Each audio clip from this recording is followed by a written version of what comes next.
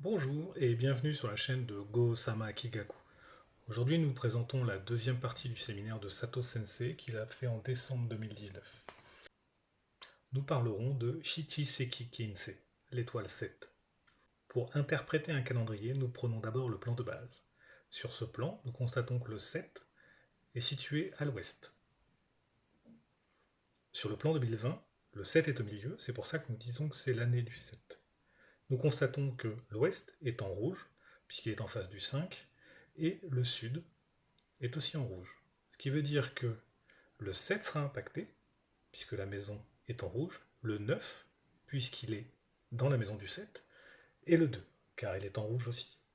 Ce qui veut dire que tout ce qui se rapporte aux 2, 7 et 9, sera impacté cette année de manière plus importante que les autres. Ce qui veut dire que ça impactera la finance, les banques, les assurances, tout ce qui est en rapport avec la médecine et l'agriculture. Ils seront dans une grande période de troubles. Même si nous savons que cette année 2020 touchera tout le monde, ils seront plus touchés que le reste. Même si l'ouest normalement signifie la période où on récupère les fruits, comme il y a le Anken Satsu, le fait qu'il est en face du 5, ce sera donc une période où on demandera beaucoup d'efforts. Il ne faut pas s'attendre à ce que la situation s'améliore toute seule, mais on sera obligé de faire des efforts pour s'améliorer et s'en sortir. De plus, Shichiseki Kinsei est symbolisé par son trigramme en bas à droite, et indique qu'il y aura un manque.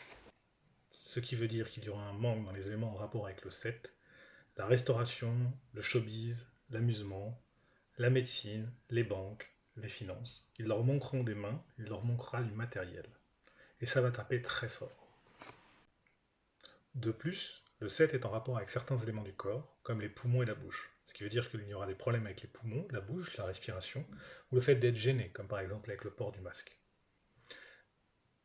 Je vous rappelle que cette année, c'est une année d'évolution et non de révolution. C'est-à-dire qu'il faut continuer dans le mouvement que nous avons lancé en 2019 et le faire évoluer pour trouver des nouvelles solutions et s'adapter à des nouvelles façons de vivre.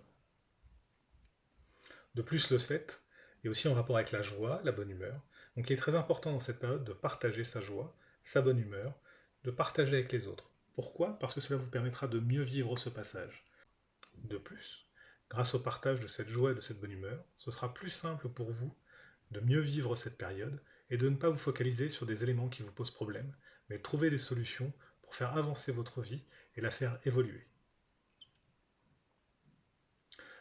Le calendrier est toujours clair dans ce qu'il indique. Nous ne sommes pas des prophètes, nous ne sommes pas des voyants, nous ne faisons que traduire le calendrier. Si cela vous intéresse, nous donnons aussi des cours, des formations ainsi que des séminaires pour expliquer aux gens comment lire ce calendrier et comment s'en servir comme une sorte de GPS pour mieux se diriger dans leur vie. J'espère que cette vidéo vous a plu.